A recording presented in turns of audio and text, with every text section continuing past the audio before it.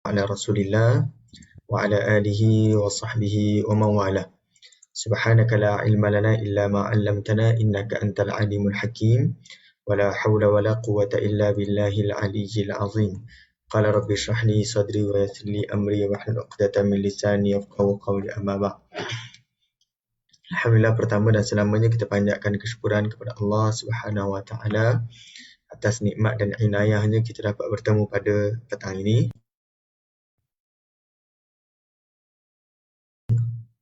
Untuk kita sama-sama teruskan lagi perbincangan kita tentang keindahan bahasa Al-Quran, iaitu pada topik isim dan fi'il. Macam mana kita boleh bezakan penggunaan isim dan fi'il, macam mana nak memahami ayat yang mengandungi kalimah isim, yang mengandungi kalimah fi'il. Tuan-puan yang dirahmati Allah sekalian, yang pertama secara ringkasnya kita ulang kaji sekejap, kemudian kita masuk kepada perbincangan selanjutnya, iaitu isim. Isim ia tidak melibatkan masa, ia tidak berkait dengan masa, itu isim. Manakala fi'il ia melibatkan masa. Itu antara perbezaan yang ketara antara isim dan fi'il. Kemudian kita sebutkan lagi, bila isim ini tidak berkait dengan masa, manakala fi'il berkait dengan masa. Jadi yang berkait dengan masa itu sifatnya sementara, maka fi'il membawa makna sementara, manakala isim membawa makna as-subut, tetap. Jadi kita telah bincangkan beberapa perbincangan. Kemudian ada juga isim yang digunakan pakai dengan maksud itu belum berlaku, tetapi confirm akan berlaku. Jadi digunakan isim untuk menunjukkan seolah-olah memang betul akan berlaku. Jadi hari ini kita nak teruskan lagi. Fi'il merujuk kepada sifat pergerakan, isim merujuk kepada sifat tetap. Saya dah cerita ke belum yang ini ya? Saya rasa yang ni rasanya merujuk kepada sifat pergerakan, isim merujuk kepada sifat tetap. Itu kalau saya tak silap lah. Kalau saya silap, tuan-puan boleh betulkan. Setakat ni saya rasa hari itu kita berhenti dekat poin yang ketiga. Poin yang pertama, isim tak berkait dengan masa, fi'il berkait dengan masa. Poin yang kedua, isim sifatnya kekal ataupun tetap, fi'il sifatnya sementara. Poin yang ketiga, kadang-kadang digunakan isim dengan maksud untuk menunjukkan perkara yang belum berlaku tetapi confirm akan berlaku. Jadi digunakan isim. Poin yang keempat, fi'il merujuk kepada sifat pergerakan, isim merujuk kepada sifat tetap. Hari ini kita akan bincangkan poin yang keempat, insya-Allah. Firman Allah dalam surah Al-An'am, Innallaha faliqul habbi wan nawa. Sesungguhnya Allah lah yang membelah butir biji dan wan nawa, dan biji buah-buahan. Yukhrijul hayya minal mayyiti. Dialah yang mengeluarkan yang hidup minal mayyiti, daripada yang mati. Wa mukhrijul mayyiti minal hayy. Dan dia jugalah yang pengeluar yang mati daripada yang hidup. Zalikumullah, itulah Allah. Fa'anna tu'fakun. Maka bagaimanakah kamu dipalingkan daripada menyembahnya. Jadi jika tuan-puan perhatikan, di sini ada dua kalimah yukhriju dan mukhriju. Kalimah yukhriju ini adalah fa'il, iaitu fa'il mudhari'. Manakala mukhrij itu adalah ismul fa'il ya. Jadi perbincangan kita selalunya kita akan bincangkan isim sama ada ismul fa'il ataupun ismul maf'ul. Kita bandingkan antara isim dan fa'il ya. Jadi yukhriju fa'il mudhari', mukhriju adalah fa'il isim fa'il. Asalnya mukhrijun, jim ni bertanwin asalnya. Oleh kerana ia datang dalam keadaan mudhaf, iaitu datang kalimah selepas ni al-mayyiti, maka mukhrijun yang asalnya bertanwin pada huruf jim dibuang tanwin jadi mukhriju kerana ia adalah mudhaf. Mudhaf itu apa? Mudhaf adalah kalimah yang disandarkan kepada isim yang lain. Isim yang disandarkan kepada isim yang lain. Okey, jadi kita teruskan lagi. Macam mana kita nak bezakan kenapa bila ayat yang sama, bila Allah sebut mengeluarkan yang hidup daripada yang mati, digunakan yukhriju. tetapi mengeluarkan daripada yang mati mengeluarkan yang mati daripada yang hidup, digunakan kalimah mukhriju, itu ismul fa'il. Digunakan bentuk fa'il kerana sifat yang jelas bagi al-hayy, yang hidup itu adalah wujudnya pergerakan. Manakala mukhrijul mayyiti, dan yang mengeluarkan kematian, yang mati daripada yang hidup.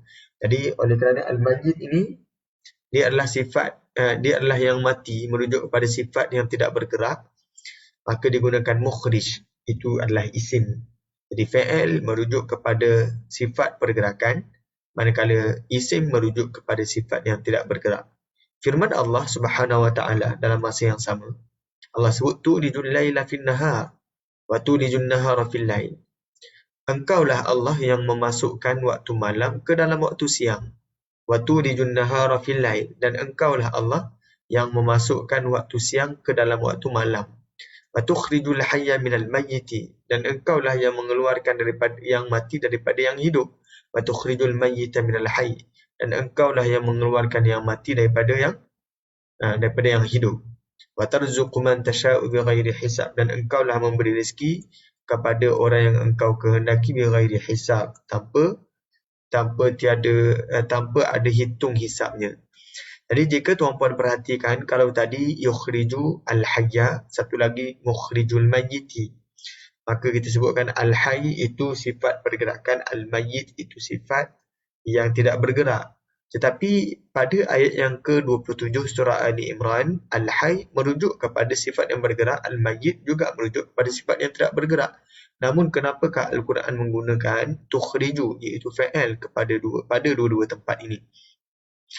Jadi soalan dia, kenapakah untuk masukkan malam ke dalam siang digunakan fa'il, masukkan siang ke dalam malam itu digunakan fa'il, mengeluarkan yang hidup daripada yang mati digunakan fa'il, mengeluarkan yang mati daripada yang hidup juga digunakan dalam bentuk fa'il. Kenapa tidak dibezakan penggunaan fa'il dan isim di sini? Oleh kerana konteks ayat pada surah Ali Imran tak sama dengan surah Al-An'am. Ayat pada surah Ali Imran menguraikan konteks peralihan dan pergerakan secara umum, iaitu daripada malam sifatnya sementara masuk kepada waktu siang, daripada waktu siang kepada waktu malam sifatnya juga sementara. Oleh itu, ini adalah perkara yang merujuk kepada ada silih ganti ataupun pergerakan ataupun peralihan. Walaupun al-mayyitah di sini adalah yang mati, itu merujuk kepada tiada pergerakan. Oleh kerana apa yang nak dimaksudkan oleh ayat surah Ali Imran adalah ia sifatnya bersilih ganti. Contohnya Allah memberi dan mencabut kuasa pemerintahan daripada siapa yang Allah kehendaki. Ayat sebelumnya, Allah memuliakan dan menghina sesiapa sahaja yang dia kehendaki, menyilih gantikan waktu malam dan waktu siang, mengeluarkan sesuatu yang hidup daripada benda yang mati, dan mengeluarkan benda yang mati daripada sesuatu yang hidup. Kesemuanya merujuk kepada peralihan dan pergerakan yang bersifat sementara. Oleh itu penggunaan fa'il lebih sesuai untuk ayat ini, ya. Jadi kita perhatikan ayat sebelumnya. Katakanlah, ya Allah, Tuhan yang memiliki segala kerajaan, tu'til mulka, Allah beri pemerintahan itu pun sifatnya sementara. Wa tanzi'u, Allah tarik, Allah cabut pemerintahan itu pun sifatnya sementara. Wa tu'izzu, Allah muliakan orang yang Allah kehendaki juga sifatnya sementara, dan Allah hina orang yang Allah kehendaki itu juga adalah sifat sementara. Jadi begitulah juga malam dan siang sifatnya sementara, hidup dan mati juga adalah sifatnya sementara, dan rezeki yang Allah kurniakan juga adalah sifatnya sementara. Oleh kerana ia adalah sifat yang berbentuk sementara, maka didatangkan kalimah fa'il. Tu'ti, tanzi'u, tu'izzu, tudhillu, tuliju, tukhriju. Ini saya dah merahkan untuk perhatian tuan-puan, supaya tuan-puan betul pasti kalimah yang dimerahkan itu adalah fa'il, bukannya isim, ya. Manakala kalau kita bandingkan konteks dengan surah Al-An'am adalah berbeza. Ayat pada surah Al-An'am sebaliknya menguraikan sifat, kekuasaan dan kurniaan Allah kepada makhluknya. Firman Allah Subhanahu wa taala, innallaha faliqul habbi wan nawa. Ini cerita tentang sifat Allah. Sifat Allah adalah sifat yang kekal, ya. Sifat yang maha tetap. Sesungguhnya Allah jugalah yang membelah. Jadi ini adalah sifat dan kekuasaan Allah Subhanahu Wa Taala. Jadi digunakan isim. Yukhrijul hayya. Dalam ayat ini semuanya digunakan isim kecuali ini, yukhrijul hayya dengan wajah alal laila sakanan. Menunjukkan ada yang Allah berikan, Allah buat itu sifatnya adalah secara tetap. Dan ada sifat yang sifatnya sementara, ataupun perbuatan yang sementara, ada silih gantinya, iaitu Allah mengeluarkan yang hidup daripada yang mati, dan Allah jadikan waktu malam itu waktu yang tenang, dan matahari dan bulan itu adalah ada husbanan, ada peredarannya ataupun hitungannya. Jadi kalau tuan-puan perhatikan, ini adalah ayat pada menceritakan tentang Allah Subhanahu Wa Taala, sifatnya maha kekal. Sifat Allah Taala maha kekal. Tetapi bila disebut mengeluarkan yang hidup daripada yang mati, menunjukkan ini adalah sifat yang ada fa'al ataupun perbuatan yang ada pergerakan, ya. Oleh kerana al-hayy, kehidupan itu ada sifat pergerakan, maka diletakkan yukhriju, bukannya mukhriju. Jadi itu yang membezakan mukhrijul hayyi minal mayyiti ataupun yukhrijul hayya minal mayyiti. Jadi itu huraian ayat ini, ya. Jadi perhatikan ayat ini dimulakan dengan bentuk isim faliqul hab. Kemudian terdapat dua lagi lafaz berbentuk isim, iaitu mukhrijul mayyiti, faliqul isbah. Bentuk fa'il hanya disebutkan pada lafaz yukhrijul hayya. Ini kerana al-hayy itu sendiri bersifat bergerak dan sementara, konteksnya jelas berbeza. Kesemua lafaz diletakkan sesuai pada tempatnya. Jadi jelas ya tuan-puan. Saya rasa saya dah terangkan contoh ni. Saya pun dah lupa. Kalau saya terulang, saya mohon maaf. Kita teruskan lagi. Kalau tuan-puan ada soalan, teruskan bertanya, ya. Okay, contoh lain antara penggunaan isim dan fa'il. Contohnya dalam surah Al-A'raf ayat yang ke-193. Wa in tad'uuhum ilal huda la yattabi'ukum. Dan sekiranya kamu wahai orang musyrik menyeru kepada benda-benda itu untuk memperolehi petunjuk, la yattabi'ukum, mereka tidak akan dapat mengikut kehendak kamu. Sawa'un 'alaikum, sama sahaja untuk kamu, ada'utumuhum, adakah kamu meminta kepada mereka, am antum samitun, ataupun kamu berdiam diri. Al-Quran menggunakan lafaz fa'il pada ada'utumuhum, manakala menggunakan lafaz isim pada antum samitun. Kalau kita perhatikan, kalaulah ini nak diselarikan, kita boleh gunakan sawa'un 'alaikum a antum da'uhum am antum samitun, ataupun terbalik, ya. Itu yang pertama, kita gunakan dua-dua isim, ataupun dua-dua kita gunakan fa'il. Ada'autumuhum am samattum, ya. Mengapa Al-Quran tidak menyelaraskan penggunaan fa'il pada dua-dua lafaz? Seperti ada'autumuhum am samattum. Itu samitun, ini fa'il madhinya adalah samattum. Atau juga digunakan kalimah isim pada dua-dua tempat. Sawa'un 'alaikum a antum da'uhum am antum samitun. Ini kerana keadaan asal dan tetap bagi insan adalah samit. Mereka berdiam. Jadi samitun ini maksudnya berdiam, merujuk kepada satu perkara yang tidak ada pergerakan, ya. Jadi kerana itu digunakan isim. Da'uhum, meminta, ini adalah satu pergerakan.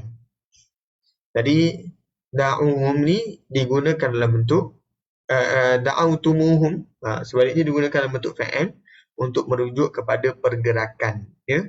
Mereka hanya keluarkan suara disebabkan keadaan-keadaan tertentu sahaja. Oleh itu mengeluarkan suara merupakan keadaan sementara sahaja bagi manusia, maka datang dalam bentuk ada'autumuhum, bukannya a'antum da'uhum. Jadi kita dah bezakan antara fa'il dan isim. Fa'il ada unsur pergerakan, manakala isim ia tidak menunjukkan makna pergerakan. Ataupun ia hanya menunjukkan makna yang tetap, yang tiada pergerakan. Okay, saya teruskan lagi dengan contoh berikutnya. Kalau tuan-puan ada soalan, boleh utarakan terus. Firman Allah dalam surah Al-An'am ayat yang ke-131. ذَلِكَ أَنْ لَمْ يَكُنْ رَبُّكَ مُهْلِكَ الْقُرَى بِظُلْمٍ وَأَهْلُهَا غَافِلُونَ. Yang demikian, yakni kedatangan rasul-rasul itu ialah kerana Tuhanmu tidak membinasakan negeri-negeri secara zalim, sedang penduduknya leka lalai. Jadi digunakan kalimah muhlika, iaitu pembinasa. Ya. Berbanding satu lagi ayat 117 dalam surah Hud, وَمَا كَانَ رَبُّكَ لِيُهْلِكَ الْقُرَى بِظُلْمٍ وَأَهْلُهَا غَافِلُونَ. Dan tidaklah Tuhanmu ini membinasakan mana-mana negeri berzulmin secara zalim, wa ahluha ghafilun wa ahluha muslihun, sedangkan penduduknya adalah muslihun. Ayat dalam surah Al-An'am digunakan muhlika, manakala dalam surah Hud digunakan liyuhlika. Maksudnya hampir sama tuan-puan. Muhlika membinasakan ataupun yang membinasakan, liyuhlika perbuatan membinasakan. Jadi muhlika ini isim, liyuhlika ini adalah fa'il. Ini kerana ayat surah Al-An'am pada konteks memperihalkan peristiwa hari kiamat sesuai dengan sikap mereka di dunia. Firman Allah, wa yauma yahsyuruhum jami'a, dan ingatlah pada hari kiamat yang mana Allah akan himpunkan mereka semua. Ya ma'syaral jin, wahai sekalian jin, qad istakthartum minal ins, sesungguhnya kamu dah ambil banyak pengikut daripada kalangan manusia. Wa qala awliya'uhum minal ins, dan berkatalah pengikut-pengikut mereka dalam kalangan manusia, Rabbana istamta'a ba'duna bi ba'd, Tuhan kami, sebahagian daripada kami mengambil manfaat ataupun bersenang lenang dengan sebahagian yang lain. Wa balaghna ajalana alladhi ajjalta lana, dan kami telah pun sampai kepada satu tempoh yang mana telah engkau tentukan kepada kami. Qala an-naru mathwaakum, Allah kata nerakalah tempat tinggal kamu, khalidina fiha, kekal di dalamnya, illa ma syaa Allah, kecuali apa yang dikehendaki oleh Allah. Inna rabbaka hakimun alim, sesungguhnya Allah Ta'ala Tuhanmu itu adalah hakimun alim, maha bijaksana, maha mengetahui. Wa kadzalika nuwalli ba'dadh zalimina ba'dhan bima kanu yaksibun, begitulah kami jadikan sebahagian orang yang zalim itu kawan ataupun pelindung antara satu sama lain dengan sebab apa yang mereka dahulu usahakan. Ya ma'syaral jinni wal ins, wahai sekalian jin dan manusia, alam ya'tikum rusulun minkum yaqussuna alaikum ayati, tidakkah datang kepada kamu rasul-rasul dalam kalangan kamu menceritakan kepada kamu ayat-ayat kebesaranku, wa yunzirunakum liqa'a yaumikum hadha, dan mereka memberi peringatan tentang pertemuan hari kamu yang ini. Qalu syahidna ala anfusina, mereka menjawab, bahkan kami telah pun menjadi saksi, kami mengakui atas diri kami. Wa gharratuhumul hayatud dunya, kehidupan dunia telah pun memperdaya mereka. Wa syahidu ala anfusihim, dan mereka bersaksi kepada diri mereka, annahum kanu kafirin, bahawa mereka ini adalah telah berlaku kekafiran, ataupun mereka ini merupakan orang yang kafir.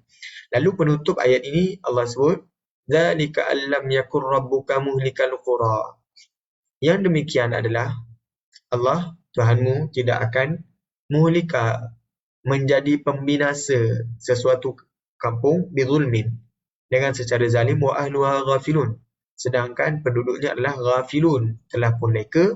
Jadi ini natijah daripada apa yang mereka lakukan. Ini dah berlaku kalau nak dibandingkan dengan hari kiamat, ya. Jadi apa yang Allah musnahkan itu adalah perkara yang telah pun berlaku dan tidak akan berubah lagi. Oleh kerana tidak ada perubahan pada hal ini, didatangkan kalimah muhlika, ya. Ia adalah sifat yang tidak ada perubahan selepas itu, ya. Sebab itu digunakan muhlika berbanding liyuhlika. Oleh itu Al-Quran menyebutkan sifat Allah yang tidak sesekali membinasakan negeri-negeri secara zalim, selagi mana penduduknya leka lalai. Mereka yang tidak diberi peringatan tidaklah termasuk dalam golongan yang lalai, berdasarkan firman Allah Subhanahu wa taala, litunzira qauman ma unzira aba'uhum fahum ghafilun, dalam surah Yasin, supaya kamu boleh beri peringatan kepada sesebuah kaum yang mana telah lama nenek moyang mereka tidak diberikan peringatan, fahum ghafilun, maka mereka ini adalah orang yang lalai. Jadi ini adalah perkara yang telah diputuskan dan tak boleh berubah. Oleh itu didatangkan dengan kalimah muhlika. Dia tidak ada bentuk silih ganti ataupun dia tidak boleh diubah ya. Ayat ini kerana ayat ini merujuk kepada perkara yang telah pun tetap dan diputuskan. Kerana itulah ia datang dalam bentuk isim. Berbanding ayat dalam surah Hud yang memperihalkan sunnatullah. Untuk makluman tuan-puan, ada dua jenis ya. Satu sunnatullah, satu lagi sunnatul kaun ya. Sunnatullah, ketetapan yang telah Allah tetapkan. Sunnatul kaun adalah ketetapan mengikut sifir alam. Jadi ada sifir Allah, ada sifir alam, ketetapan Allah dan ada ketetapan alam. Antara sunnatullah yang Allah ajarkan ketika kita menghadapi cabaran dakwah, yang pertama fastaqim, kena konsisten ataupun kena istiqamah. Kama umirt, sebagaimana apa yang kamu diperintahkan. Wa man taba ma'ak, dan begitu juga orang yang bertaubat bersama engkau. Wala tatghaw. Sifir yang kedua adalah wala tatghaw, jangan kamu melampaui batas. Innahu bima ta'maluna basir, kerana Allah Ta'ala ini maha melihat apa yang kamu lakukan. Kemudian sifir yang ketiga, wala tarkanu, jangan kamu tunduk, ilal ladzina zalamu, kepada orang-orang yang zalim. Fatamassakumun nar, nescaya api akan menimpa kamu. Wa ma lakum min dunillahi min awliya, dan kamu tidak ada pelindung selain daripada Allah. Summa la tunsarun, dan kamu tidak akan dibantu ataupun ditolong. Wa aqimis salata, sifir yang keempat adalah dirikan salat. Dirikan salat adalah pada waktu pagi dan petang, tarafayn nahar wa zulafa minal lail, dan pada waktu yang dekat-dekat dengan waktu malam. Innal hasanati yudhibna sayyi'at. Sebab apa? Bila seseorang itu melakukan kejahatan, dia lakukan kebaikan, kebaikan itu telah pun membuang ataupun menghapuskan kejahatan.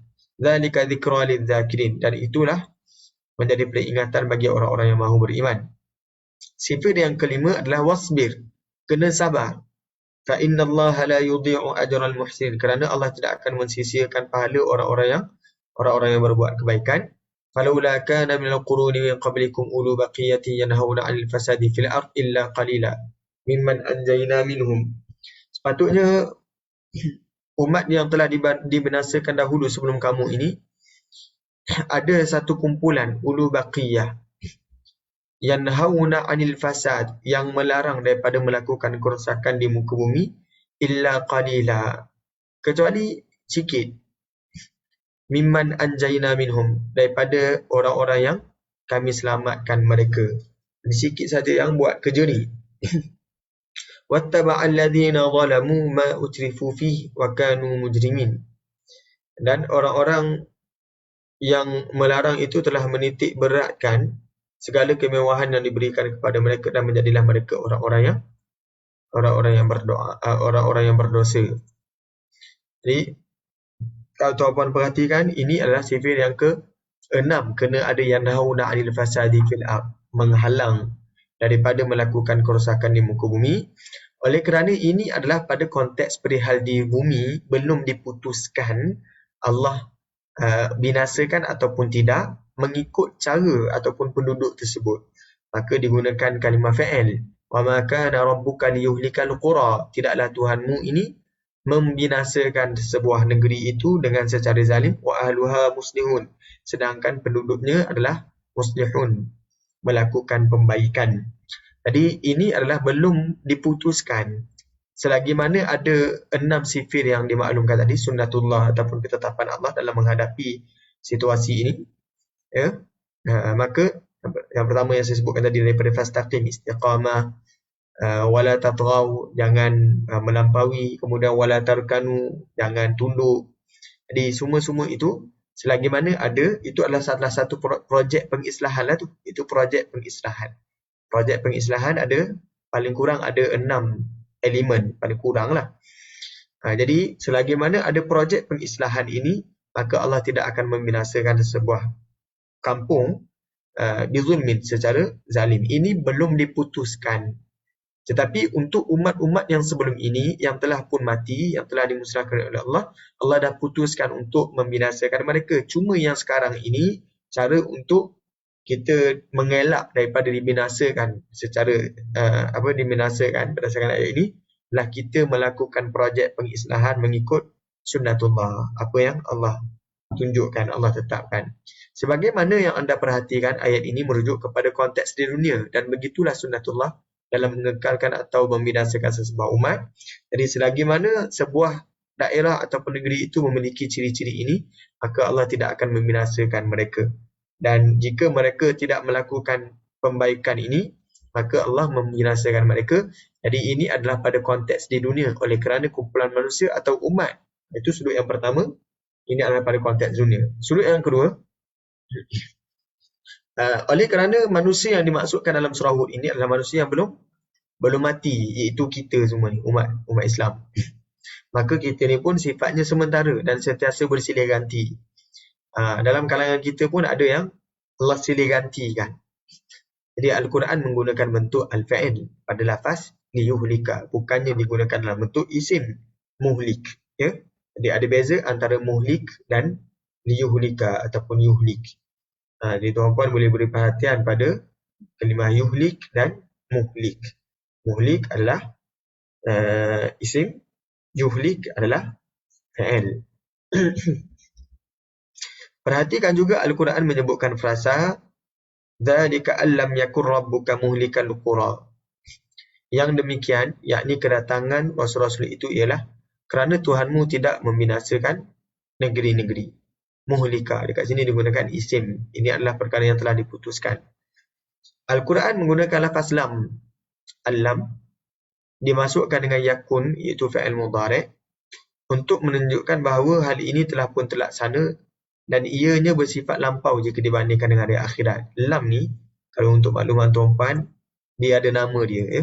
Nama dia adalah harfu al-qalb. Apa itu harfu al-qalb?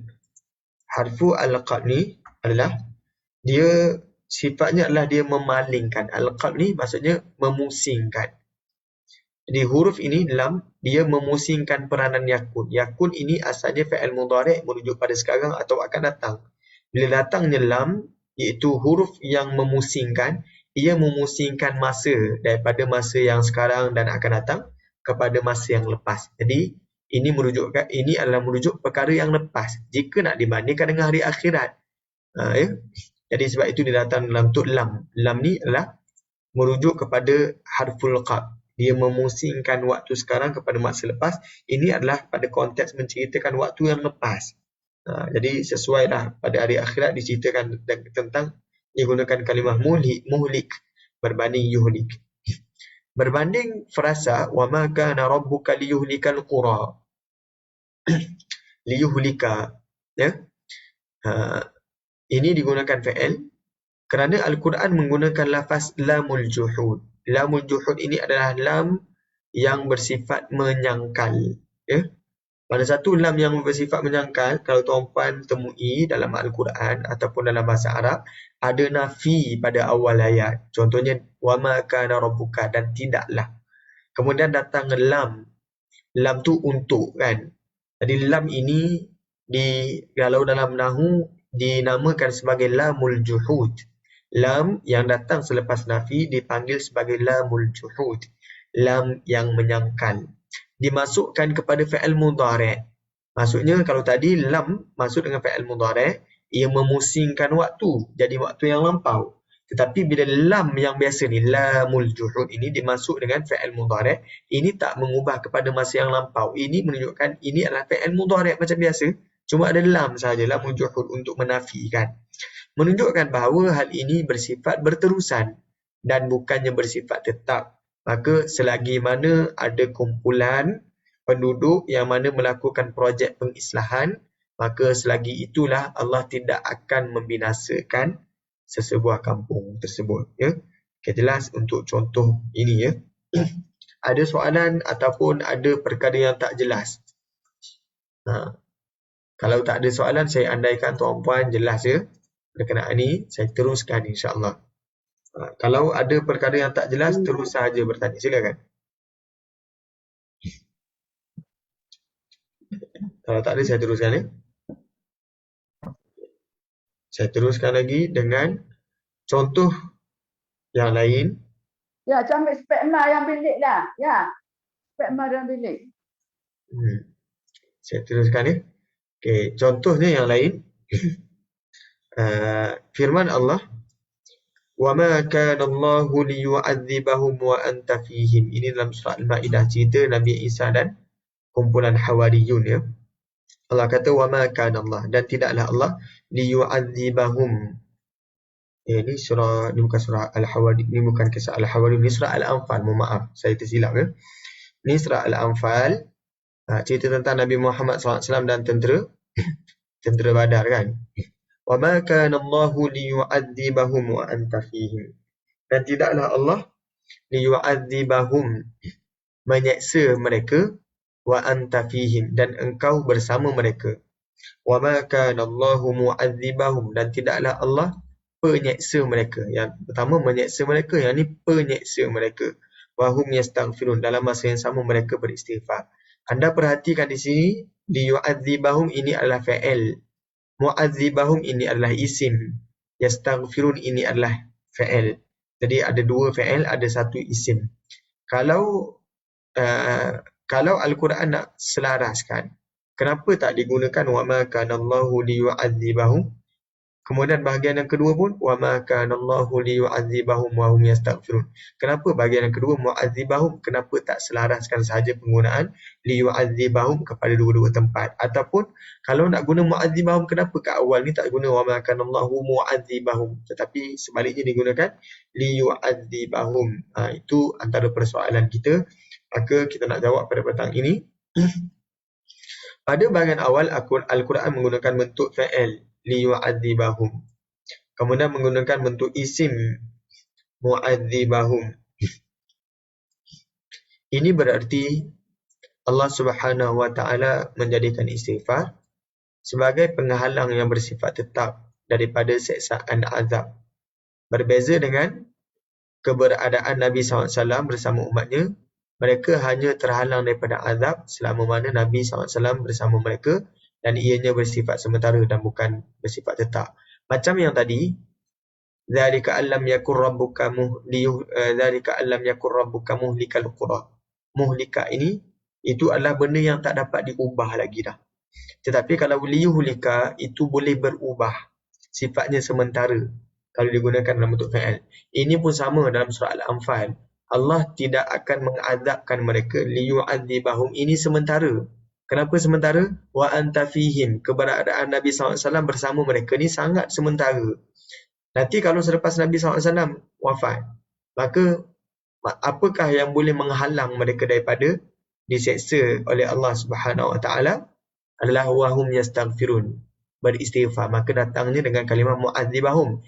Ini benda yang tetap, benda yang takkan berubah adalah Allah takkan mengazab mereka, dan azab ini, perbuatan azab ini tidak akan berubah sama sekali selagi mana mereka beristighfar. Jadi nampak tak? Perbuatan ataupun perkara yang merujuk kepada boleh berubah, maka datang dalam bentuk fa'il. Tetapi bila ia tidak akan berubah, maka datang dalam bentuk isim. Okey, kita teruskan lagi. Wahum yastaghfirun. Ini fa'il ni ya, yastaghfirun. Jadi menunjuk yastaghfirun ini menunjukkan bahawa yastaghfirun ini sifatnya boleh berubah. Ya. Jadi di sini Allah tak akan mengazab mereka dalam bentuk kekal, iaitu tak akan berubah sama sekali. Manakala digunakan bentuk fa'il untuk keadaan yang hanya bersifat sementara, liyu'adzibahum itu sementara, ia boleh berubah. Apabila Rasulullah SAW wafat, boleh sahaja Allah nak menyeksa mereka. Okay. Sama sahaja dengan ayat surah Al-Qasas tadi ya. Wa ma kana rabbuka muhlikal qura. Sama dengan wa ma kunna muhlikil qura. Jadi ini adalah isim-isim lah. Jadi kalau kita perhatikan, yang membezakan sedikit yang ini surah Al-Qasas dengan yang atas ni ya. Okay, kita tengok sekejap surah Al-Qasas, barulah kita cuba jawab nanti ya. Wa ma kana rabbuka muhlikal qura. Dan tidaklah Tuhanmu ini membinasakan sesuatu kampung, hatta yab'atha fi ummiha rasula, sehinggalah Allah mengutus di ibu negeri itu seorang rasul, yatlu alaihim ayatina, yang mana rasul itu akan membacakan kepada mereka ayat-ayat kami. Wa ma kunna muhlikil qura, dan tidaklah kami membinasakan qura, sebuah kampung, illa wa ahluha zalimun, selagi mana penduduknya zalim. Jadi tuan-puan perhatikan, muhlika ini sifatnya tidak akan berubah. Muhliki pun tidak akan berubah. Telah diputuskan. Itu pun sekiranya penduduknya zalimun. Sifat zalimnya tu tak akan berubah. Jadi tuan-puan bandingkan, Al-Quran tak gunakan wa ahluha yazlimun. Kalau sebut wa ahluha yazlimun, boleh jadi sifat zalimnya itu sifat sementara. Maka tidaklah disebut wa ahluha yazlimun. Ya? Jadi oleh kerana sifat zalim ni asalnya sementara, kemudian dah menjadi tetap dalam diri mereka. Tidak boleh lagi diubah. Maka Allah dah tetapkan, putuskan kepada mereka kebinasaan muhlika. Oleh kerana itu, digunakan zalimun berbanding yazlimun, menunjukkan betapa luasnya rahmat kasih sayang Allah kepada manusia. Selagi mana zalim itu bersifat sementara, Allah tak akan musnahkan lagi. Tetapi kalau dah sifat tetap, maka mereka berhak dimusnahkan oleh Allah Subhanahu Wa Taala. Ya? Lihat bagaimana Al-Quran menyatakan bahawa Allah mengangkat azab daripada mereka kerana istighfar mereka. Kalau sebelum ini, dalam surah Al-Anfal tadi, وَمَا كَانَ اللَّهُ مُعَذِّبَهُمْ, digunakan mu'adzibahum, وَهُمْ يَسْتَغْفِرُونَ, selagi mana mereka istighfar. Istighfar di situ bukanlah bersifat tetap, tetapi bersifat boleh ubah, boleh berubah. Ya? Jadi Al-Quran masih lagi menggunakan wahum yastaghfirun kerana mengetahui sifat manusia ini bukanlah sifat tetap dalam beristighfar. Jadi bukan disebut wahum mustaghfirun. Mereka tetap beristighfar. Jadi bukan nak tunggu mereka bersifat tetap beristighfar bahawa Allah tak akan musnahkan mereka, tak akan menyeksa mereka. Bahkan mereka lakukan istighfar ini dalam bentuk sementara tu pun telah pun mampu untuk menghalang mereka daripada diazabkan oleh Allah Subhanahu Wa Taala dalam surah Al-Anfal. Maka kita perhatikan sebab itu digunakan wahum yastaghfirun dalam surah Al-Anfal pada banding wahum mustaghfirun. Kalau wahum mustaghfirun nak kena tunggu mereka istighfar secara tetap dulu baru Allah halang mereka daripada kena azab. Tetapi bila sebut wahum yastaghfirun, walaupun mereka lakukan istighfar dalam bentuk yang tidak tetap, iaitu bersifat sementara, boleh jadi esoknya tak istighfar, boleh jadi lusanya istighfar balik. Ya? Jadi ini adalah sifat yang boleh berubah. Tetapi Allah tetap juga tidak akan menghukum ataupun mu'adzibahum, menyeksa mereka. Wahum yastaghfirun, selagi mana mereka lakukan istighfar walaupun bersifat sementara. Dalam masa yang sama, Allah tidak sesekali membinasakan sesebuah umat, melainkan kezaliman sudah menjadi sifat yang tetap pada diri mereka. Macam tadilah. Kalau tadi bila sebut wa ahluha zalimun, tidak guna wa ahluha yazlimun. Ya, kalau tuan-puan perhatikan ada beza dalam surah Al-Qasas, digunakan wa ahluha zalimun, bukan yazlimun. Kalau yazlimun sementara, kalau zalimun ini tetap. Yastaghfirun sementara, kalau mustaghfirun tetap. Tanpa tunggu tetap istighfar, Allah dah boleh halang, mereka dah terhalang daripada diseksa oleh Allah. Tetapi untuk Allah musnahkan sesebuah kampung itu, mereka dah capai tahap zalimun, tahap tetap kezalimannya, yang mana tak boleh diubah lagi dah kezaliman tersebut. Maka sesuailah Allah sebut muhlika ataupun muhliki. Muhliki itu adalah jamak lah bagi kalimah muhlika. Nampak tak dekat sini? Jadi ini menunjukkan betapa luasnya rahmat kasih sayang Allah Subhanahu Wa Taala kepada makhluknya. Allah tidak memberatkan beban makhluk ataupun hamba-hambanya. Kalau tuan-puan ada soalan boleh utarakan. Sebab saya tak nampak respon peserta faham ataupun tidak. Mudah-mudahan selagi mana tidak ada soalan, saya andaikan tuan-puan dapat tangkap apa yang saya sampaikan. Saya teruskan lagi tuan-puan. Contoh berikutnya, kita masih lagi berbincang tentang fa'il dan isim. Macam mana kita nak memahami fa'il, macam mana kita nak memahami isim. Dalam surah Al-Baqarah ayat yang ke-14, Allah berfirman, wa idza laqul ladzina amanu. Dan apabila mereka, silakan kalau ada soalan. Okay, kalau tak ada soalan saya teruskan. Wa idza laqul ladzina amanu, dan apabila mereka bertemu alladzina amanu, orang-orang yang beriman. Qalu amanna, mereka berkata amanna. Tuan-puan perhatikan di sini amanna digunakan dalam bentuk fa'il, iaitu sifat keimanan mereka bersifat sementara. Itu perangai orang munafik ya. Bila sebut beriman disebut amanna dalam bentuk fa'il, sementara sahaja mereka telah beriman.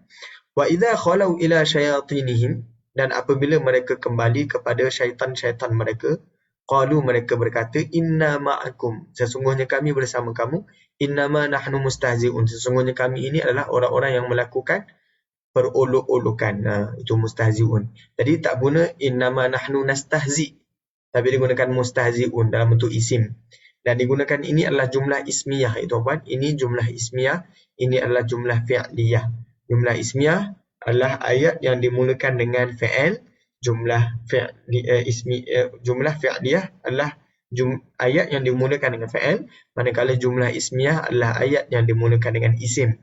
Apa bezanya? Sudah tentu perbezaan yang tak jauh beza dengan apa yang saya bentangkan tadi, iaitu apabila ia melibatkan fi'il sifatnya sementara, manakala disebutkan isim sifatnya tetap. Oleh kerana itu, bila mereka bertemu dengan orang beriman, keimanan mereka itu sifatnya sangat sementara.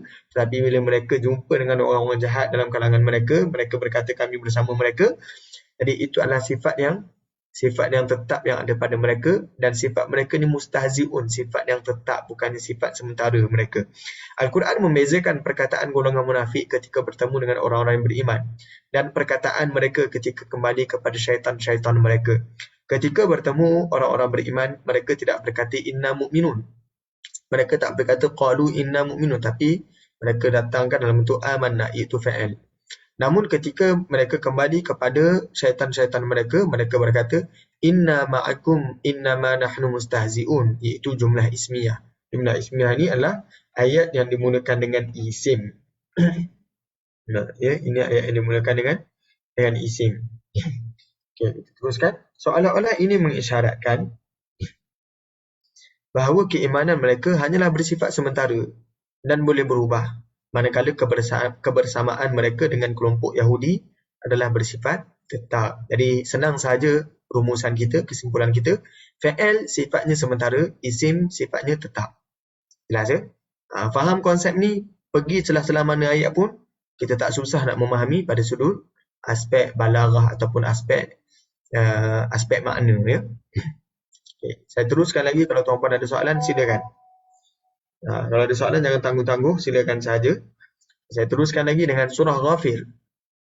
Tuan-puan perhatikan dalam surah Ghafir, firman Allah ayat yang ke-61, Allahul ladzi ja'ala lakumul laila litaskunu fihi wan nahara mubsira.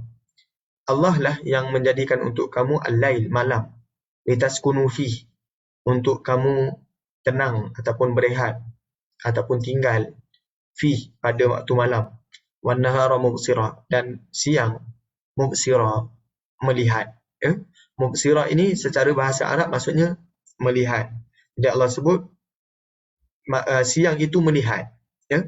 Boleh juga nak diterjemahkan sebagai mubsira ini adalah menyebabkan orang lain melihat. Jadi sebab itu dalam setengah terjemahan disebut terang benderang. Oleh kerana siang yang terang benderang menyebabkan manusia yang hidup, yang bangun pada waktu siang, mereka boleh melihat. Jadi mubsirah ni boleh terjemah pada dua maksud. Satu, siang itu sendiri sifatnya melihat. Yang kedua, siang ini menyebabkan manusia pada waktu tersebut boleh melihat. Ya? Innallaha ladzu fadlin 'alan nas. Sesungguhnya Allah sentiasa memberi kemuliaan, kelebihan kepada manusia. Walakinna aktsaran nasi la yashkurun. Akan tetapi kebanyakan manusia tidak mensyukurinya. Kalau tuan-puan perhatikan, Al-Quran menggunakan bentuk fi'il, litaskunu fi, untuk kamu tinggal ataupun kamu tenang pada waktu malam. Maka kalau kita sebut gandingan yang sesuai adalah litubsiru fi. Waktu siang adalah litubsiru fi, untuk kamu melihat pada waktu siang. Itu gandingan yang paling cantik lah untuk litaskunu fi. Sama juga kalau sebut wan nahara mubsira, siang yang boleh memperlihatkan ataupun melihat, maka digunakan al-laila sakinan. Sakinan itu malam yang tenang, ataupun muskinan, menyebabkan kamu tenang. Tetapi dekat sini, kalau kita perhatikan, ayat ini tidak menyelaraskan bentuk fi'il, iaitu pada dua-dua kalimah, iaitu taklah digunakan litaskunu fi dan litubsiru fi. Tidak juga ayat ini menyelaraskan bentuk isim pada dua-dua kalimah. Contohnya, taklah digunakan ja'ala lakumul laila sakinan wan nahara mubsiran. Tetapi sebaliknya digunakan kedua-dua bentuk. Satu fi'il litaskunu fi, yang kedua isim mubsiran, tak digunakan itu basiru fi. Pada masa yang sama, ia juga menghimpunkan hakikat dan majas dalam satu ayat. Ini saya tak mampu nak huraikan dalam terjemahan. Maka saya terpaksa tuliskan begini sahaja ringkas. Tetapi saya perlu huraikan secara lisan. Ya? Agak mencabar untuk saya tuliskan dalam bentuk tulisan ya, tentang majas dan hakikat ni. Okay, hakikat dan majas ini apa? Hakikat ini kita faham dengan maksud yang literal ataupun makna tanpa kita takwilkan terjemahan ayat tersebut. Itu maksud hakikat. Contoh, kalau hakikatnya, saya makan nasi. Itu hakikat. So, saya makan nasi dan saya tak akan faham dengan maksud yang lain. Tetapi kalau sebut saya masak nasi, itu majas, dia bukan hakikat. Sebab apa? Yang kita masak ni bukannya nasi. Nasi itu yang dah siap tu. Kalau kita sebut saya masak nasi itu adalah saya masak beras. Kan? Hasilnya itu adalah nasi. Tetapi kenapa saya sebut saya masak nasi? Sebab nak mudahkan percakapan. Ya? Sama juga contoh, kalau saya sebut saya mendidik masyarakat, contoh. Kalau saya sendiri yang mengajar. Kalau saya sendiri yang turun padang, itu kita sebut hakikat. Saya mendidik masyarakat. Tapi kalau sebut contohnya Menteri Pendidikan mendidik masyarakat, itu boleh difahami dengan maksud majas, iaitu Menteri Pendidikan hanya menggubal peraturan ataupun peruntukan yang membolehkan pendidik ini melaksanakan tugas pendidikan. Maka yang mendidik itu bukan Menteri Pendidikan, tetapi pendidik, guru yang mendidik. Menteri Pendidikan hanya letakkan undang-undang ataupun pelaksanaannya. Ya? Jadi kita sebutkan dekat sini, itu boleh difahami dengan maksud majas. Contoh yang lain, kalau hakikat dengan majas ni. Contoh dekat sini, ya, kalau ayat ni. Kalau kita guna Allahul ladzi ja'ala lakumul laila sakinan, malam yang tenang. Malam tak boleh bersifat tenang. Ya? Yang bersifat tenang tu adalah orang yang hidup pada waktu malam itu. Jadi al-laila, kalau sebut sakinan, dia tak boleh faham dengan maksud, dia hanya boleh difahami dengan maksud majas, dia tak boleh faham dengan maksud hakikat. Itu al-laila sakinan. Tetapi kalau sebut wan-nahara mubsiran, jadi dekat situ ia boleh membawa maksud hakikat, iaitu siang itu boleh menyebabkan orang-orang yang bangun pada waktu siang boleh melihat. Itu hakikat. Tetapi kalau sebut siang itu melihat, mubsiran dengan maksud melihat, itu adalah majas. Dan itu memang diguna pakai dalam kalangan orang Arab. Mereka menggunakan wan-naharu mubsira, wan-naharu mubsir untuk menunjukkan benda tu jelas. Kalau sebut jelas, dia sebut mubsir. Ya? Jadi dekat sini, walaupun dia majas, tetapi ia difahami dengan oleh pada masyarakat Arab. Maka kalau dalam peruntukan perbincangan tentang hakikat dan majas, bab ini pun, ayat ini masih lagi sangat meraihkan bentuk hakikat dan majas dalam perbincangan bahasa Arab. Ya? Itu tentang hakikat dan majas. Contoh lain tuan-tuan, kalau hakikat dan majas. Contoh hakikat, saya minum segelas air, itu hakikat. Tapi kalau saya sebut, saya minum air sungai, itu majas. Beza hakikat dengan majas. Macam mana pula saya boleh minum segelas air? Itu logik, memang masuk akal. Tapi kalau sebut saya minum air sungai, itu majas. Kerana apa? Tak ada orang boleh isi perut dia dengan semua air sungai. Jadi takdir dia adalah saya minum sebahagian air sungai. Sebahagian itu saya tak nyatakan dalam ayat saya. Ya? Contoh lagi, saya letakkan jari ke dalam telinga. Jadi kalau diletakkan jari ke dalam telinga, itu majas. Sebab apa? Tak ada orang boleh masukkan jari, satu jari ni ke dalam telinga. Yang boleh dimasukkan adalah sebahagian sangat jari ke dalam telinga. Ya? Jadi kat situ itu adalah al-majas. Sehingga kan sesetengah sarjana bahasa mereka merumuskan, mereka kata kalaulah kita nak bahaskan pada aspek majas dan hakikat, seolah-olah semua kalam yang terkeluar adalah majas, hampir tak ada hakikat. Sebab semuanya kita terpaksa takdirkan. Contohnya orang tanya, mana saya? Kan? Saya pun jawab, ini saya, ini bukan saya, ini hidung saya. Mana saya? Ini saya, ini bukan saya, ini pipi saya. Mana saya tunjuk kat dada saya. Ini dada saya, bukan saya. Jadi saya ni kat mana? Jadi untuk menjawab saya kat mana pun memerlukan perbincangan majas. Dia tak boleh nak tentukan melalui hakikat. Jadi hakikat dan majas ini adalah salah satu perbincangan dalam ilmu bahasa Arab. Nanti kalau ada masa kita boleh bincangkan mudah-mudahan pada tajuk yang akan datang. Jadi dalam ayat ini, ayat surah Ghafir, digunakan litaskunu fihi wan nahara mubsirah. Al-Quran sedang meraihkan kedua-dua bentuk, baik hakikat dan majas. Dan gandingan hakikat dan majas dalam satu ayat merupakan salah satu kesenian bahasa Al-Quranul Karim. Ya? Okay, saya teruskan. Itu tentang hakikat dan majas. Maka saya tak dapat nak huraikan secara tulisan. Saya tulis dalam bentuk yang pendek saja. Paling kurang saya dapat maklumatlah, saya kena terangkan sedikit tentang hakikat dan majas. Tuan-puan, ada perkara yang tak jelas tentang majas dan hakikat. Hakikat ni benda yang difahami, kalau kita sebut, kita tak faham dengan maksud B. Tapi kalau majas, bila sebut A, kita faham dengan maksud B. Ya? Okay. Kita teruskan lagi. Huwa alladhi ja'ala lakumul layla litaskunu fihi wan nahara mubsira. Litaskunu ini datang dalam bentuk fi'il, mubsira dalam bentuk isim. Yang kita sebutkan mubsira ini boleh difahami dengan maksud hakikat dan boleh difahami dengan maksud majas. Tapi kalau litaskunu didatangkan dalam bentuk sakinan, kita tak boleh faham dengan maksud hakikat, kita hanya boleh faham dengan maksud majas sahaja. Ya? Okay, saya teruskan lagi. Kalaulah Al-Quran menyebutkan huwallazi ja'ala lakumul laila sakinan wan nahara mubsira, nescaya hilanglah sudut kesenian tersebut, kerana ayat ini sebenarnya sedang menyebutkan nikmat malam dan siang. Kalau sebut sakinan, yang tenang tu malam, bukannya kita, bukannya penghuni malam. Ya? Oleh itu, seolah-olah nikmat ini bukan nikmat kepada penghuni malam, tetapi cerita tentang malam saja. Jadi tak sesuai letak lakum dekat sini.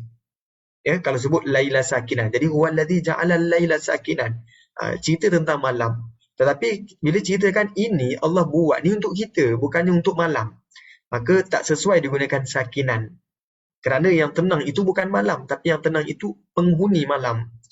Maka lakum ni tak akan jadi ada faedah kalau disebut sakinan. Tak ada faedah sebab malam tu, kalau sebut malam yang tenang, dia tak memberi faedah kepada kita. Tetapi kalau sebut malam itu menyebabkan penghuninya tenang, maka lakum ini ada faedah kepada makna. Sebab itu tak sesuai pada ayat ini digunakan sakinat, tetapi digunakan litaskunu fi, supaya yang mendapat nikmat itu bukannya malam tetapi penghuni malam. Ya. Jadi untuk menyebutkan nikmat dan anugerah Allah kepada manusia didatangkan dengan litaskunu fi. Tapi wan nahara mubsira, macam mana pula? Siang mubsira, sebab siang boleh faham dengan mubsira ni boleh faham dengan dua maksud. Satu, menyebabkan penghuninya melihat, itu satu nikmat. Mubsira. Kemudian dengan maksudnya siang itu sendiri melihat. Itu dengan maksud majas, ya. Jadi bila gunakan mubsira dengan maksud yang kedua, siang itu melihat, itu nikmat itu Allah berikan bukan kepada kita tapi kepada waktu siang. Tapi siang itu menyebabkan kita boleh melihat, maka kita dapat manfaat daripada siang. Maka ayat ini mubsirah tak menjadi kepelikan diguna pakai, ya. Tetapi dekat sini digunakan, kalau digunakan sakinan, dia akan jadi, maksudnya akan jadi cacat, ya. Jadi Al-Quran meletakkan kalamnya pada sebaik-baik tempat. Digunakan kalimah litaskunu pada tempat yang begitu baik, digunakan kalimah mubsirah pada tempat yang begitu baik, ya.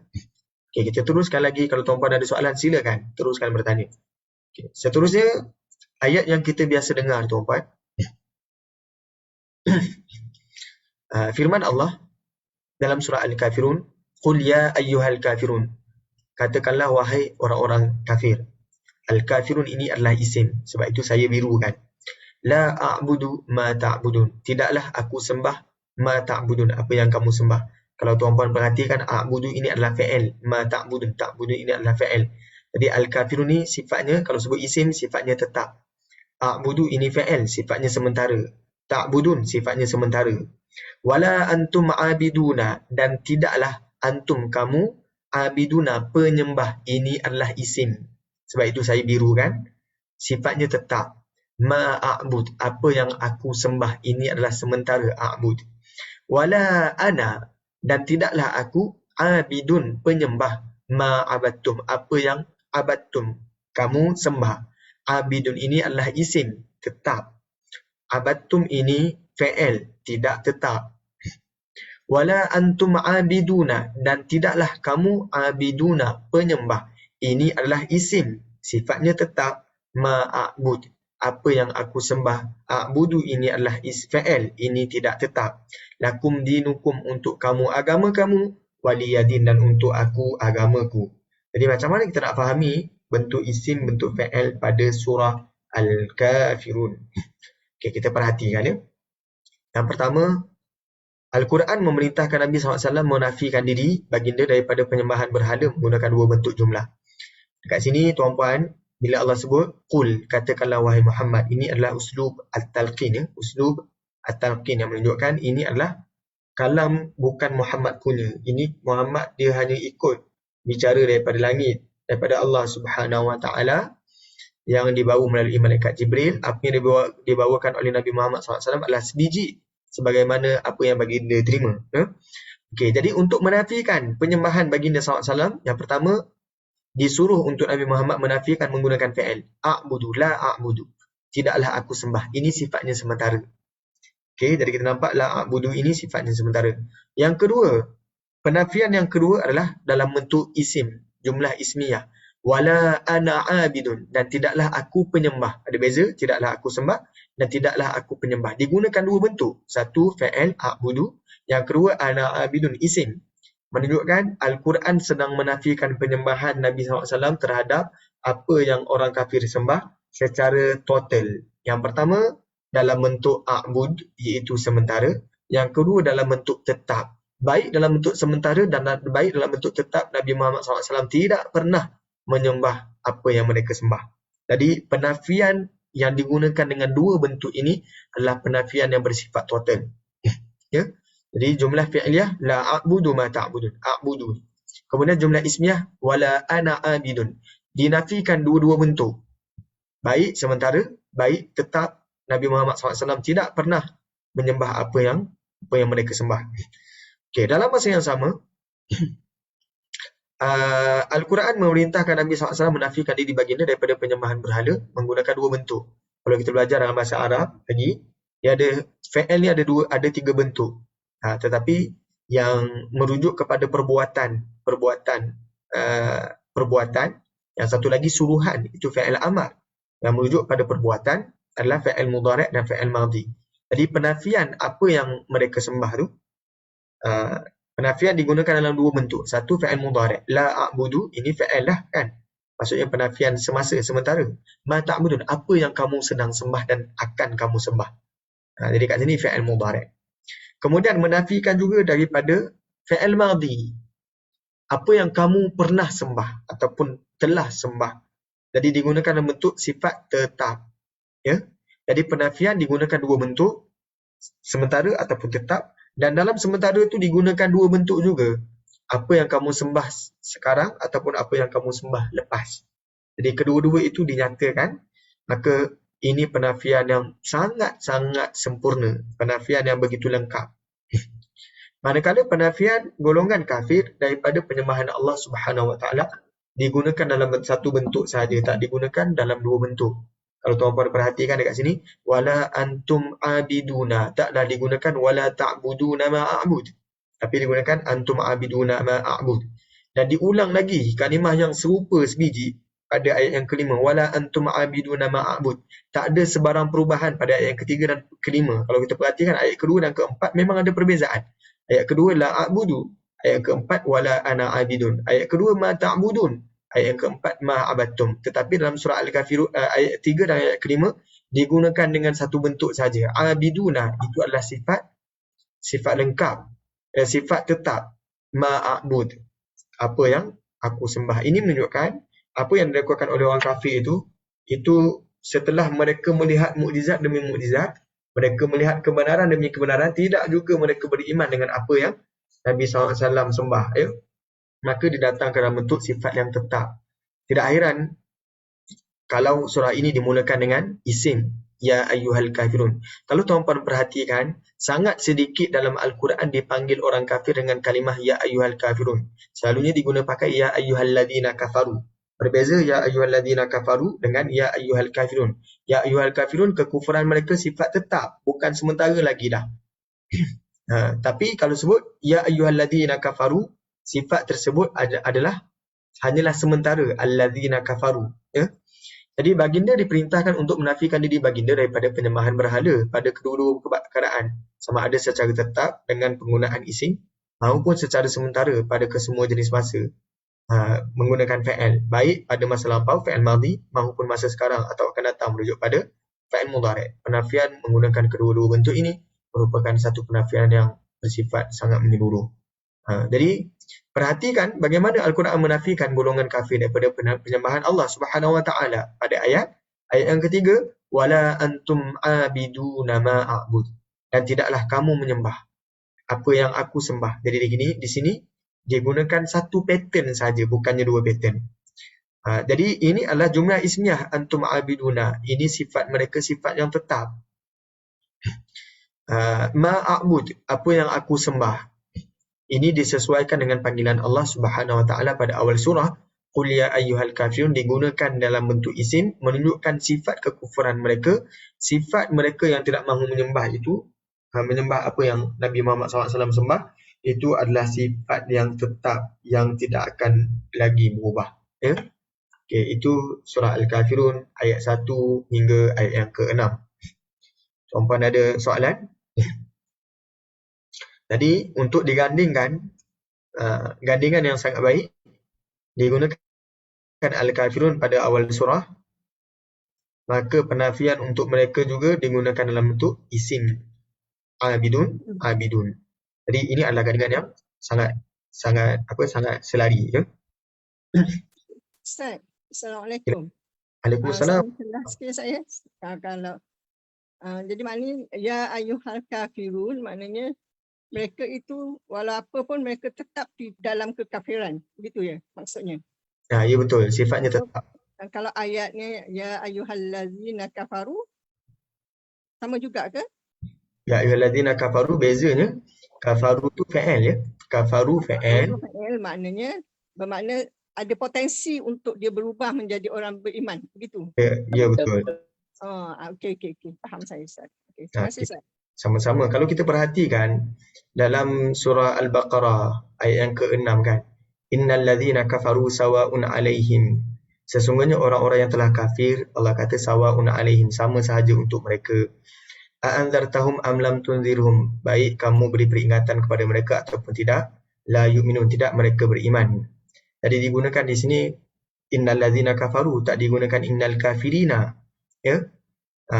Soalan dia, Allah dah maklumkan awal mereka tidak beriman kalaupun mereka diberi peringatan ataupun tidak. Tapi soalannya, kenapa Nabi SAW masih lagi disuruh untuk melakukan dakwah kepada mereka? Jadi kat sini menunjukkan natijah tentang mereka beriman ataupun tidak, walaupun Allah maklumkan, itu merujuk kepada sebahagian sahaja, bukan semua. Dan ini menunjukkan bahawa ilmu tentang orang itu selamanya kafir ataupun tidak, itu adalah tertakluk pada ilmu Allah Subhanahu Wa Taala. Yang kedua, ini menunjukkan dakwah Nabi SAW menjadi biasa ataupun sunnatullah, kebanyakannya tolak berbanding yang terima. Melainkan pada era Madinah ataupun pada era pembukaan Mekah, masa tu umat Islam masuk, agama Islam dimasuki secara berbondong-bondong, afwaja. Tapi sunnatullahnya kebanyakan apa yang berlaku adalah yang mengikut agama Nabi SAW ataupun agama mana-mana Nabi adalah bilangan yang sedikit. Jadi untuk memahami konsep sedemikian, satu kaedah dakwah disebut al-ajru yaqa'u bi mujarradid dakwah. Al-ajru, saya tuliskan kepada tuan-puan, al-ajru yaqa'u bi mujarradid dakwah. Pahala tu dapat hanya kerana dakwah. Ini kaedah dalam dakwah, ya.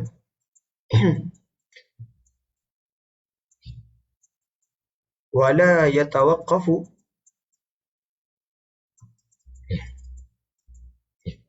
ala lil-istijabah. Al-istijabah. Ini huruf ain, ya. Al-istijabah. tidak tertakluk kepada orang terima ataupun tidak. Orang terima tak terima, itu kita letak tepi dulu. Yang penting dakwah. Dakwah itu yang paling utama. Jadi dakwah tu sendiri dah ada ganjaran dia. Tak perlu tunggu orang terima ataupun tidak. Jadi dakwah itu pahalanya tidaklah tertahan sekiranya tidak ada istijabah, tak ada orang terima. Tapi hanya semata-mata melakukan dakwah. Jadi kita perhatikan dekat sini, ada orang yang memang telah jelas kekafirannya dan sifat kekafiran mereka adalah tetap semacam dalam surah Al-Kafirun, dan ada kumpulan yang sebahagian mereka ni sifat kekufuran mereka hanyalah sementara, sebagaimana alladzina kafaru. Ya? Dalam Al-Quran nanti tuan-puan akan dapat juga perbezaan kalimah ahlul kitab, ahli kitab. Satu lagi alladzina utul kitab, orang-orang yang diberikan kitab. Satu lagi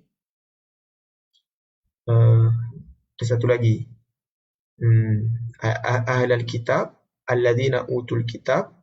Jadi ada beza ahli kitab dengan yang diberikan kitab. Nantilah kita bezakan, kita bandingkan antara kedua-dua kalimah. Sama dengan al-kafirun dengan alladzina kafaru, sama dengan al-mu'minun dengan alladzina amanu. Nanti kita bezakan antara penggunaan ini, ya.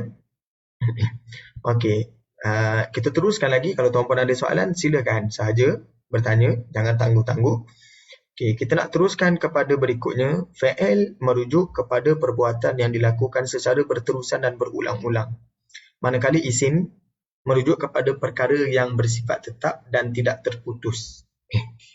Maksudnya tidak terputus ni, dia tak boleh berubah. Dia tak boleh berubah. Itu maksud tidak terputus dekat sini. Okey, kita tengok ya. Dalam surah Al-Baqarah ayat yang ke-274, bila sebut tentang infak, alladzina yunfiquna amwalahum, di sini tidaklah digunakan al-munfiquna bi amwalihim, orang-orang yang menginfakkan, tetapi alladzina yunfiquna digunakan dalam bentuk fi'il, menunjukkan fi'il ni adalah perbuatan yang perlu dilakukan secara berterusan dan berulang-ulang. Dan ia boleh terputus. Maksudnya hari ni dia infak, esok barangkali dia tak infak, lusa dia infak, tulat dia tak infak. Maksudnya perbuatan ini bukanlah bersifat kekal, dia ada sifat terputus. Dapat ya? Sebab itu Al-Quran menggunakan kalimah infak semuanya dalam bentuk fi'il kecuali pada satu tempat. Nanti saya ceritakan ya. Contohnya, dekat sini Al-Quran menggunakan bentuk fi'il mudhari' pada lafaz yunfiqun yang menunjukkan bahawa perbuatan infak ini dilakukan secara berterusan dan berulang-ulang. Kalau berhenti, hari ni berhenti infak, dia tak termasuk dalam maksudnya kalau digunakan al-munfiqun, hari ni dia berhenti infak. Jadi dia dah termasuk dalam kalangan yang tidak termasuk dalam munfiqun. Dia tak termasuk dalam kalangan munfiqun. Kalau semalam dia infak, ini dia tak infak. Tapi kalau sebut alladzina yunfiquna, sifat infak ni sementara. Ada hari dia tak infak, ada hari dia diinfak. Maka ramailah boleh tergolong dalam golongan ini. Ya, ramai yang boleh tergolong dalam golongan ini. Tetapi ia perlu dilakukan secara berterusan dan berulang-ulang. Dia bukannya berlaku sekali. Bukannya infak sekali dah kira termasuk dalam golongan ni. Dia berlaku diinfak berkali-kali. Sebab itu digunakan kalimah fi'il berbanding bentuk isim. Contohnya dalam surah Ali Imran, alladzina yunfiquna fis sarra'i wad dharra, orang yang menginfakkan hartanya pada waktu senang dan susah. Kalau dia infak tu sekali je, lepas tu tak infak dah, itu tak termasuk dalam golongan ini. Bukannya alladzina yunfiquna, sebab dia terputus perbuatan infak dia. Dia terputus dan dia buat sekali je. Sepatutnya bila digunakan fi'il, ia adalah perbuatan yang diulang berkali-kali, bukan sekali. Ia adalah perbuatan yang berulang. Ya, itu yang membezakan isim dan fi'il. Kalau isim, dia tak semestinya perbuatan yang berulang. Okey, kemudian wal kazimin al-ghaiz. Tengok dekat sini. Kalau alladzina yunfiquna fis sarra, kenapa tak digunakan al-munfiqina fis sarra, orang yang menginfakkan? Tetapi kalau tahan marah, wal kazimin al-ghaiz digunakan dalam bentuk isim. Menunjukkan ini sifatnya sifat tetap. Sifat yang perlu ada sepanjang masa, kena tahan marah. Wal afina 'anin nas, sifat yang perlu ada sepanjang masa juga adalah al-afin, sifat tetap dalam diri dan dia tak boleh terputus, iaitu al-afina, memaafkan orang lain. Wallahu yuhibbul muhsinin. Disebut dekat sini muhsinin, bukannya alladzina ahsanu ataupun alladzina yuhsinun. Menunjukkan sifat muhsin ini adalah sifat yang tetap, bukannya sifat yang boleh berubah-ubah. Jadi yunfiqun ni fi'il sifatnya boleh berubah-ubah, tapi isim sifatnya tak boleh berubah. Okay, kita tengok lagi surah An-Nisa. Walladzina yunfiquna amwalahum ria'an nas. Ada hari orang infak, dia infak ikhlas kepada Allah, tapi ada hari dia ria'an nas, dia riak. Jadi ini adalah perbuatan infak yang bukannya bersifat tetap. Sebab itu tak digunakan munfiqun. Ya? Okay, kita bandingkan. Satu lafaz, satu tempat sahaja kalimah infak digunakan dalam bentuk isim, iaitu pada satu ayat sahaja. As-sabirina was-sadiqina wal-qanitina wal-munfiqina wal-mustaghfirina bil ashar. Kalimah munfiqin ini orang-orang yang melakukan infak tetapi datang dalam bentuk isim. Perbezaan dengan alladzina yunfiquna. Alladzina yunfiquna sifatnya terputus. Ada hari dia tak buat.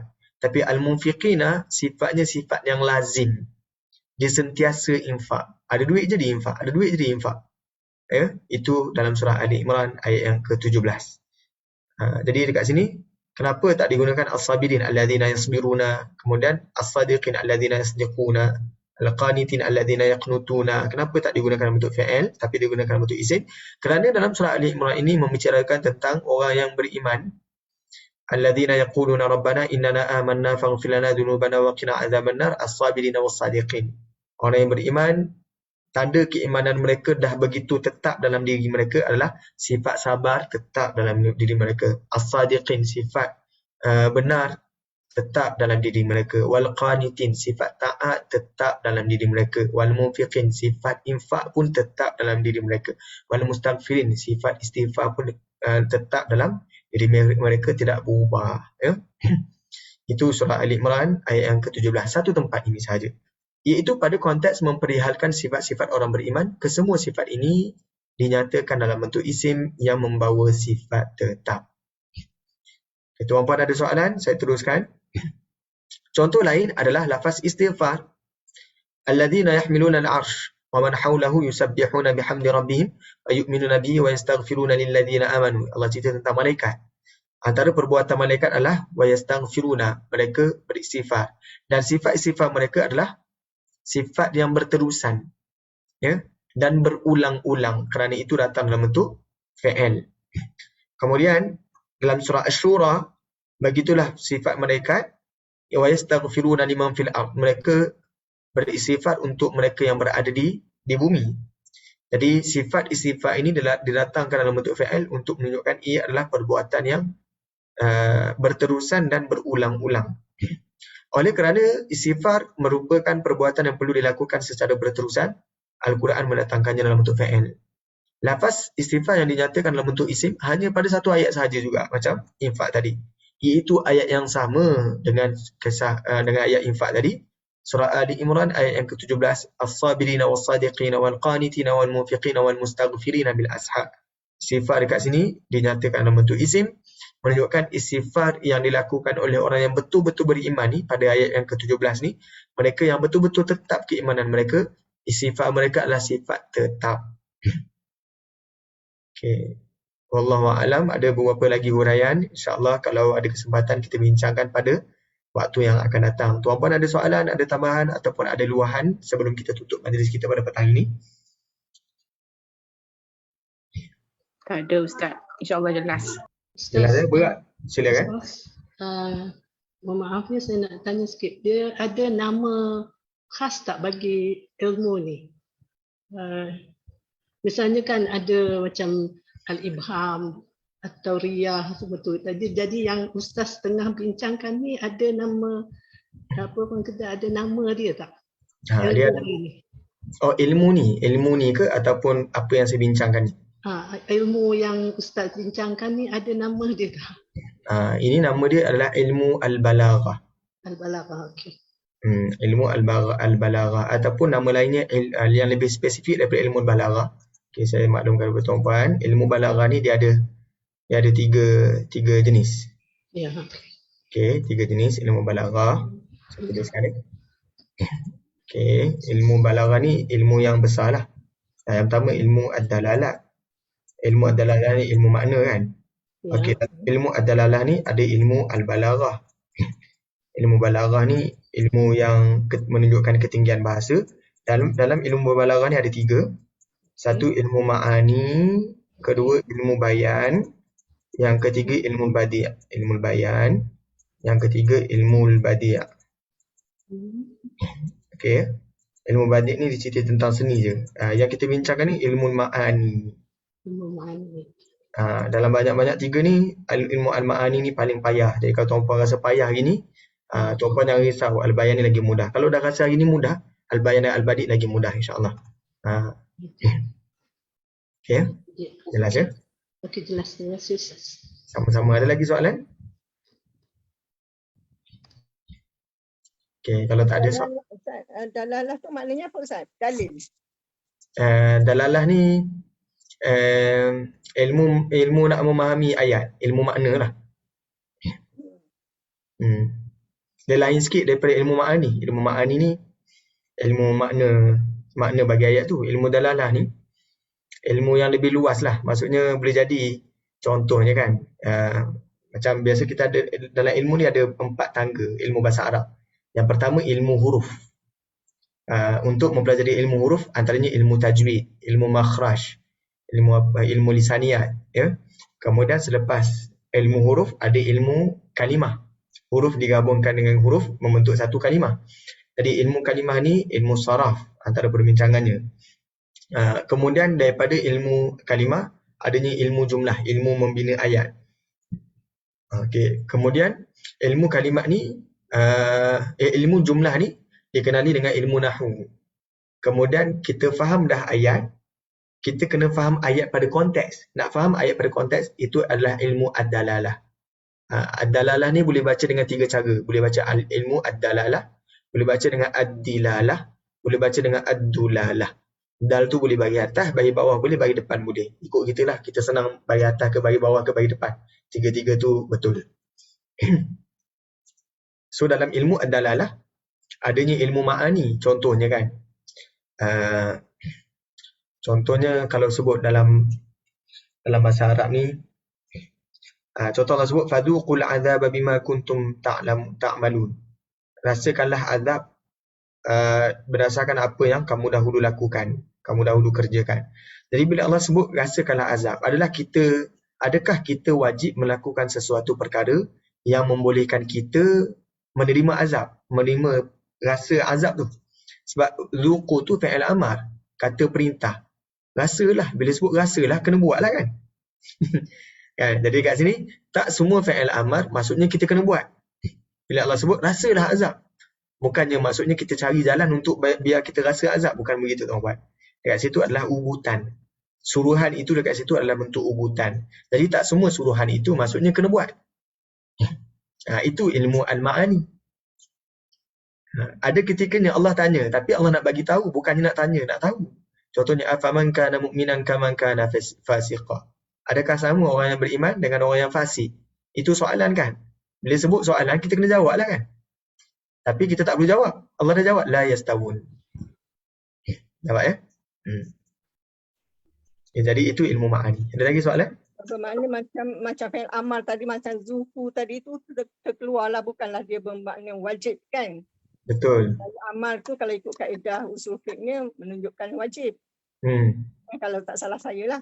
Betul. Dalam ilmu usul fiqh, antara perkara yang menghimpunkan ilmu usul fiqh dengan ilmu bahasa adalah ilmu ad-dalalah. Selalunya ilmu usul fiqh dia akan bincangkan ilmu dalalah ni adalah pada tajuk yang ketiga, rasa tak silap saya, ataupun tajuk yang keempat. Tajuk yang pertama tentang dalil yang disepakati, kemudian dalil yang tidak disepakati, kemudian macam mana nak menggunakan dalil. Ilmu ad-dalalah itulah macam mana nak menggunakan dalil.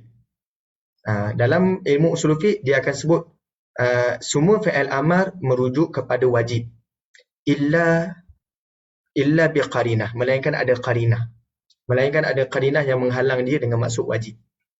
So illa biqarinah tu antara perkara yang kita perlu beri perhatian lah dalam usul fiqh. Silakan. Okey, dah tak ada soalan ya? Okay. Jadi ilmu usul fiqh ni memang best, lagi best kalau kita libatkan dengan bahasa ni. Kalau dalam satu buku dalam ilmu usul fiqh ni, satu buku yang dirujuk oleh ramai orang macam mana nak menggunakan dalil. Nama bukunya adalah Bidayatul Mujtahid, permulaan orang yang nak berijtihad. Bidayatul Mujtahid, karangan Ibnu Rushd.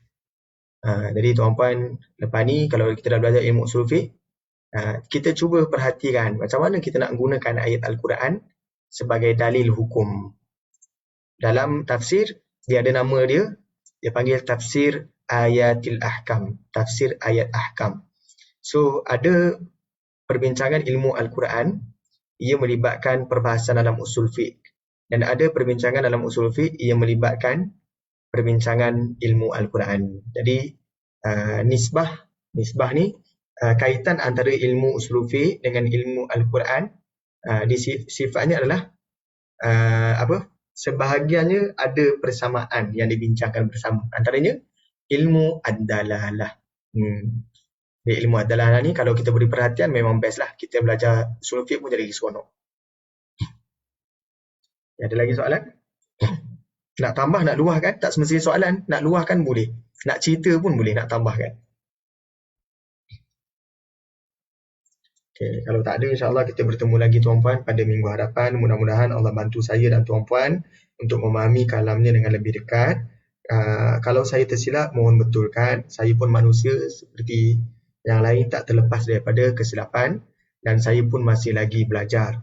Dan mudah-mudahan tuan-puan pun juga sudi untuk membetulkan dan membimbing saya kepada perkara yang lebih betul. Sama-sama kita mencari kebenaran. Wallahu a'lam. Assalamualaikum warahmatullahi wabarakatuh. Waalaikumsalam warahmatullahi wabarakatuh. Terima kasih Ustaz. Sama-sama. Assalamualaikum warahmatullahi wabarakatuh. Waalaikumsalam warahmatullahi wabarakatuh. Waalaikumsalam. Habis. Jam. Habis. Laju no. Lenguh tangan aku nak. Hi Kat. Kat dia ada.